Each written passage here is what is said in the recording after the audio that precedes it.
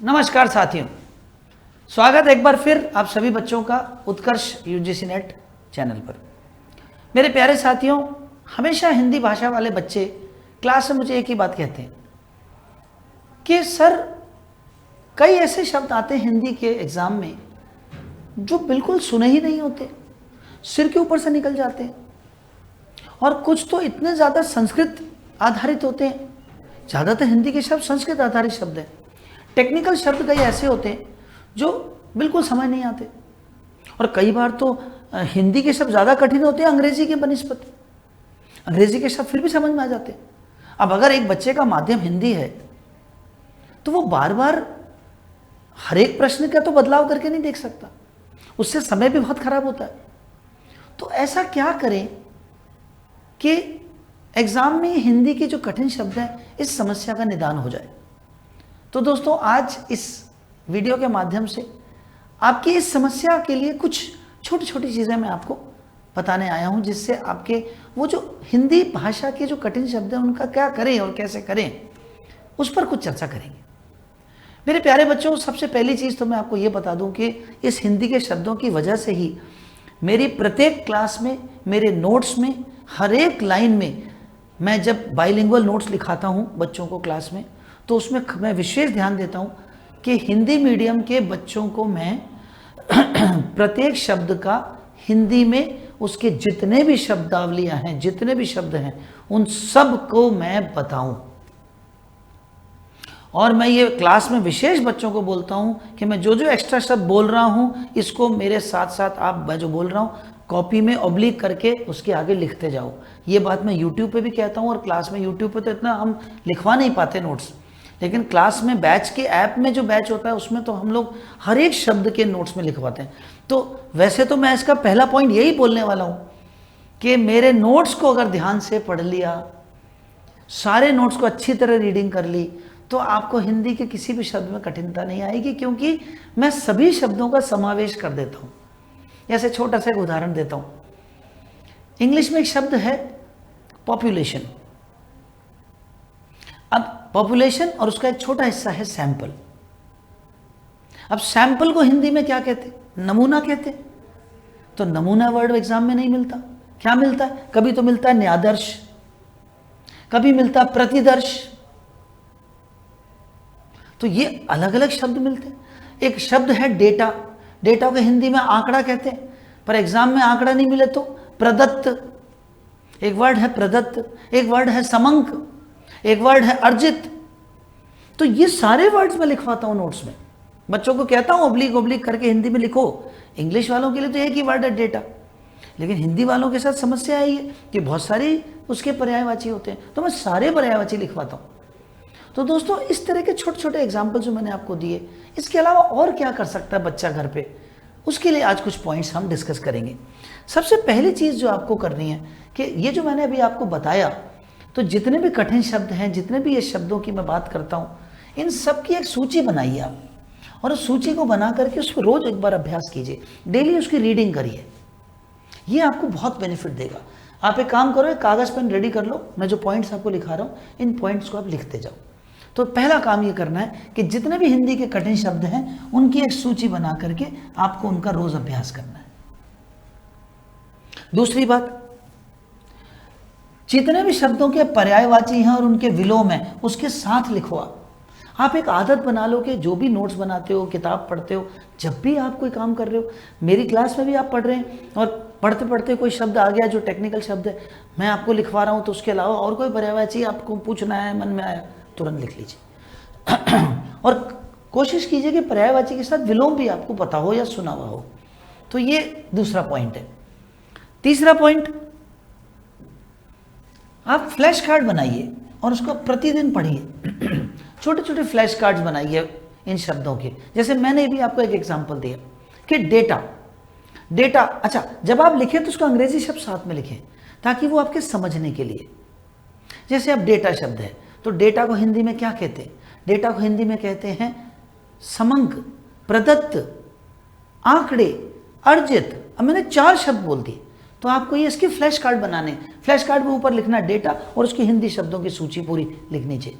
ऐसे छोटा सा कार्ड बना लिया। ऐसे फ्लैश कार्ड्स की पूरी एक आप बना के रखिए और वो रोजाना उसको आप चेक करते जाइए, पढ़ते जाइए। फिर उसके बाद चौथा पॉइंट, सबसे इंपॉर्टेंट पॉइंट, भाषा की मूल समझ पे ध्यान दो। जैसे अर्जित वर्ड का मूल समझ क्या है? प्राप्त करना। अब प्राप्त करना मतलब आंकड़े इकट्ठे करना, आंकड़े हो गए, है ना। छोटे छोटे शब्द होते हैं जो उसके अंदर ही उसका अर्थ छुपा होता है, उसकी मूल समझ को देखेंगे तो पता चल जाता है, वो समझ में आ जाता है क्या चीज़ है। जैसे एक वर्ड होता है ज्ञान मीमांसा। अब ज्ञान मीमांसा इंग्लिश में कहते हैं एपिस्टेमोलॉजी। अब ज्ञान मीमांसा की बात करें, मीमांसा वर्ड जो है वो एक्चुअली आया वेदों से।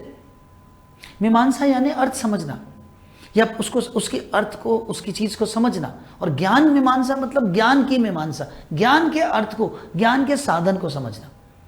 तो ये छोटी छोटी चीज़ें, भाषा की जो मूल समझ है उस पर आप ध्यान देंगे तो आपको ये बहुत आसान लगेगा।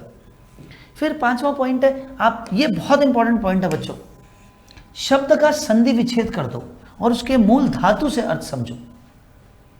जो भी शब्द आपके समझ नहीं आया उसको संधि विच्छेद कर दो।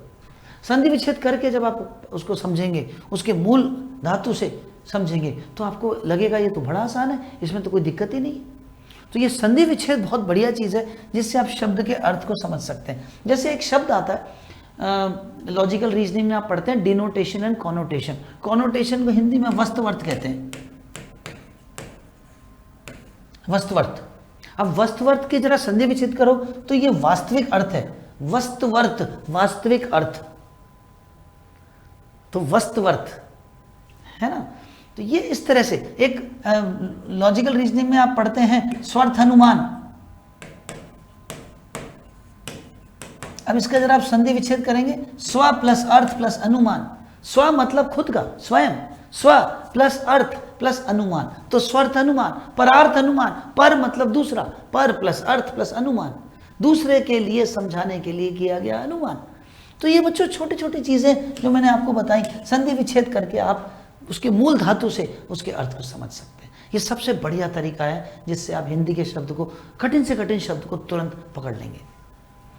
फिर उसके बाद में आता है प्रश्न में, ये जो मैंने बात बोली ये लास्ट में रखी मैंने, इसलिए मैंने ये पॉइंट सबसे आखिरी में रखा है। जब सारी गाड़ी अटक जाए और बिल्कुल समझ ना आए तो फिर ये आखिरी हथियार है कि आप अभी हर प्रश्न के लिए तो यूज़ नहीं कर सकते, तो कुछ प्रश्नों के लिए आप ये कर सकते हैं कि वो चेंज मीडियम है तो उसका बटन दबाएंगे तो वो अंग्रेजी में आ जाएगा। लेकिन अंग्रेजी की भी गारंटी नहीं है कि समझ में आए या नहीं आए, इसलिए बेहतर है कि जो मैंने आपको 5 पॉइंट बताए, पहले 5 पॉइंट को ही प्रयोग में लीजिए और उसी की प्रैक्टिस कीजिए।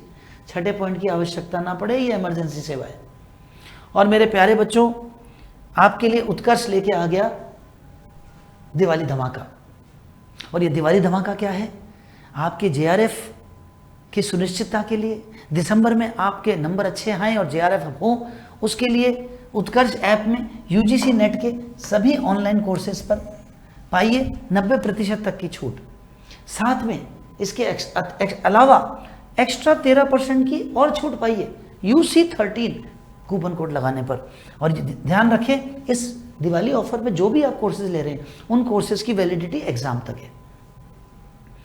और एक मजेदार चीज, बहुत बढ़िया चीज लेके आया उत्कर्ष आपके लिए दिवाली पर गिफ्ट के रूप में। जिन बच्चों का फाइनल सिलेक्शन हो जाएगा इस बार नेट या JRF और उन्होंने इस दिवाली का कोर्स लिया हुआ है, तो उस दिवाली के कोर्स की 100% फीस आपको रिफंड कर दी जाएगी, उन्हीं कोर्सेज की जो आपने इस दिवाली ऑफर में लिया। तो आपका फाइनल सिलेक्शन हो गया तो 100% फीस वापस। मेरे प्यारे बच्चों, UGC नेट का हम लोग MCQ बैच चालू कर रहे हैं और MCQ बैच लॉन्च हो चुका है। MCQ बैच यानी मल्टीपल चॉइस क्वेश्चंस का बैच। इसमें MCQs, PYQs, प्रैक्टिस क्वेश्चंस का रिवीजन बैच होगा जो पूरे कोर्स को रिवाइज कराएगा। इस MCQ बैच का अगर आप केवल पेपर 1 लेते हैं तो उसका स्टैंडर्ड की फीस 800 रुपये है, और पेपर 2 अगर आप कंबाइंड लेते हैं तो उसकी स्टैंडर्ड की फीस 1500 है। पेपर 1 में प्राइम लेते हैं तो 1200 है, और पेपर 2 के साथ 1 और 2 कंबाइंड लेते हैं तो प्राइम की फीस 2100 है। इसमें पेपर 2 में आपको ज्योग्राफी, इंग्लिश, कॉमर्स और पॉलिटिकल साइंस, ये 4 सब्जेक्ट्स आपको मिलेंगे MCQ बैच में। अगर आपके इन 4 सब्जेक्ट्स में से कोई सब्जेक्ट है तो आप कंबाइंड पेपर 1 + 2 का MCQ बैच ले लीजिए, और अगर आपका सब्जेक्ट इन 4 में नहीं है तो आप केवल पेपर 1 का MCQ बैच ले सकते हैं 800 और 1200 में। और साथ ही उत्कर्ष ऐप के सभी टेस्ट सीरीज पर भी आप 90% तक की छूट पा सकते हैं इस दिवाली ऑफर में। और याद रहे ये दिवाली ऑफर केवल 24 अक्टूबर तक ही वैलिड है। 24 अक्टूबर रात 12 बजे तक ही है। तो आप सभी इस दिवाली ऑफर का फ़ायदा उठाइए और दिवाली अपनी खुशियों भरी कीजिए। और इस बार JRF हो करके अपनी फीस वापस पाइए जो दिवाली ऑफर में आपने कोर्स खरीदा उसकी। तो बहुत बहुत आप सभी को दिवाली की बधाई, शुभकामनाएं और इस ऑफर का फ़ायदा उठा के तुरंत आज ही कोर्स ज्वाइन कीजिए। धन्यवाद, नमस्कार।